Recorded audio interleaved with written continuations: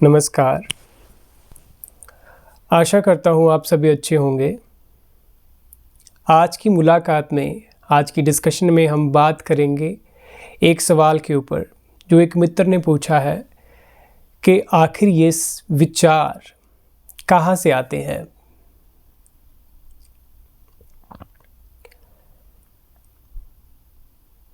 ज़ाहिर होता है ये सवाल बड़ा अपने आप में कीमती है, बड़ा महत्वपूर्ण सवाल है,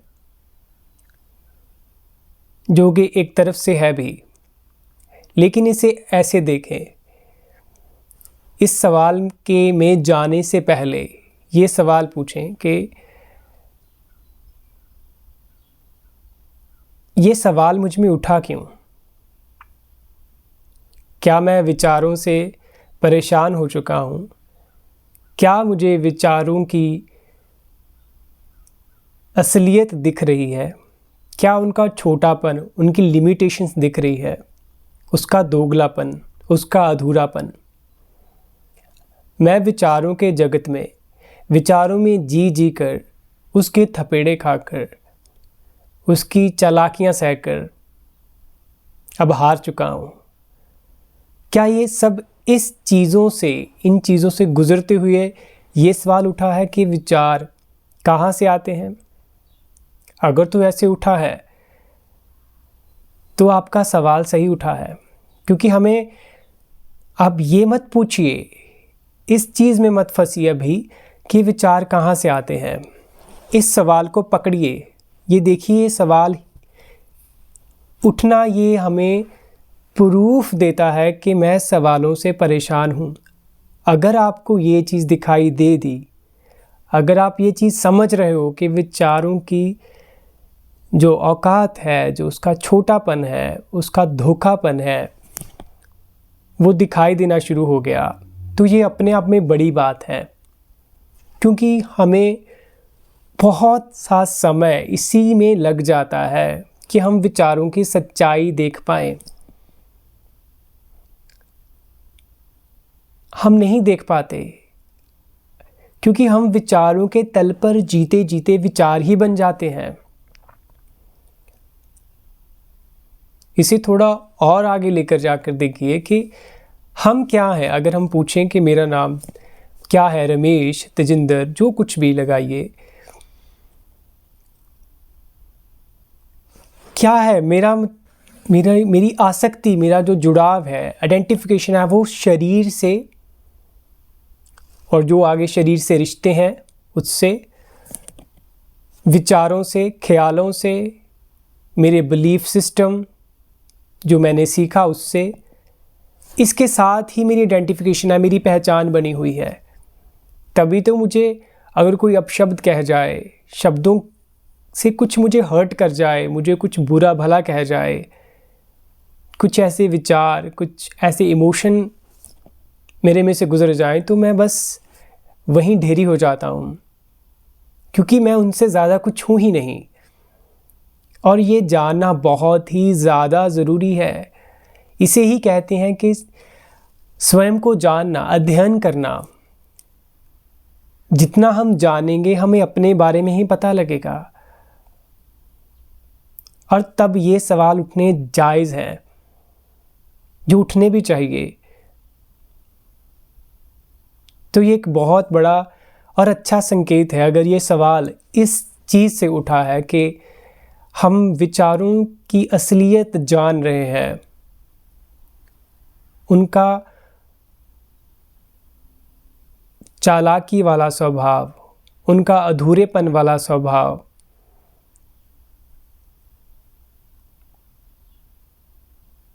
अब बात ये है कि हम कितनी देर, कितनी तरह से और कितनी सच्चाई से इस चीज़ को देखते हैं। जितना हम देखेंगे, हम उतना ही इसके गहरे भेद को जानेंगे।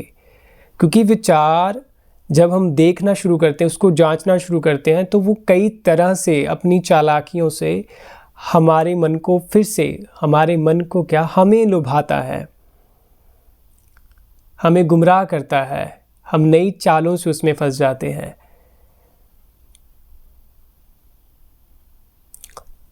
तो देखते रहिए और जाइए गहरे में।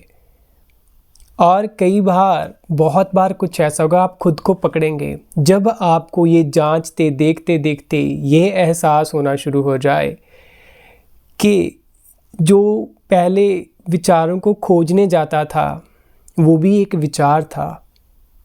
ये बात थोड़ी समझनी होगी हमें। हम अक्सर इसी चीज़ में गुमराह हो जाते हैं, पजल हो जाते हैं कि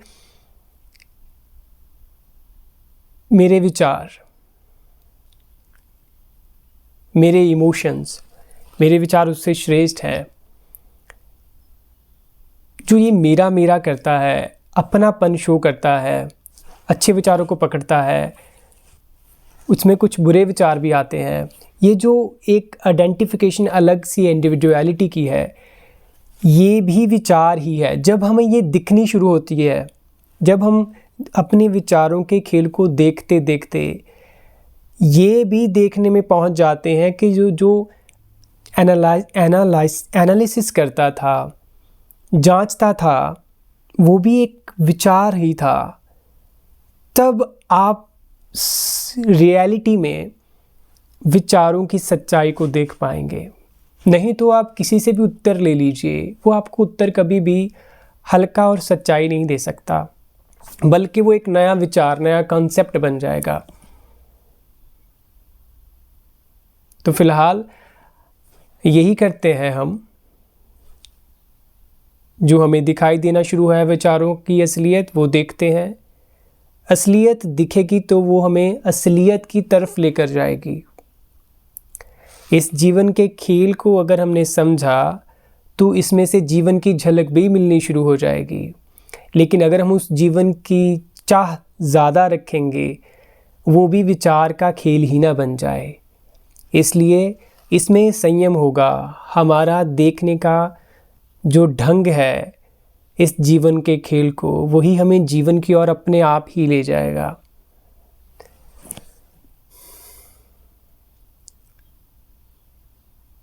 उम्मीद करता हूँ आपको और मुझे, हम दोनों को इस यात्रा में इस डिस्कशंस को अच्छे से देखने का मौका मिला और इसे हमने कंटिन्यू रखना है हर रोज़, ताकि हम यात्रा में एक दूसरे के साथ अपने जीवन को देखें अपनी आँखों से और उससे जानें।